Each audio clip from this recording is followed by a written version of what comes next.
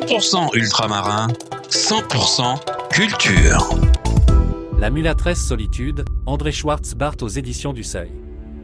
D'une mère africaine, arrachée de force à son village de brousse par des trafiquants d'esclaves, et d'un père inconnu, probablement un marin du navire négrier se dirigeant vers la Guadeloupe, émerge une identité complexe. Ni noire ni blanche, même ses iris arborent des nuances différentes. Durant son enfance, elle est affublée du sobriquet de Ham. Finalement, elle vivra sous le nom de Solitude en Guadeloupe, au sein de familles blanches qui l'ont achetée, puis parmi les troupes de Noirs révoltés qu'elle rejoindra avec peine dans leur refuge forestier près de la Soufrière.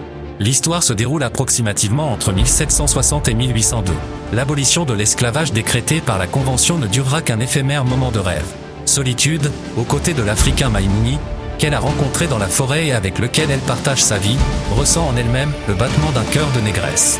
C'est elle, enceinte et soutenue par ses compagnons, qui incarne le dernier combat.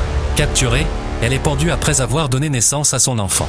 Ainsi fut le tragique destin d'un personnage bien réel, revêtu des couleurs de la légende.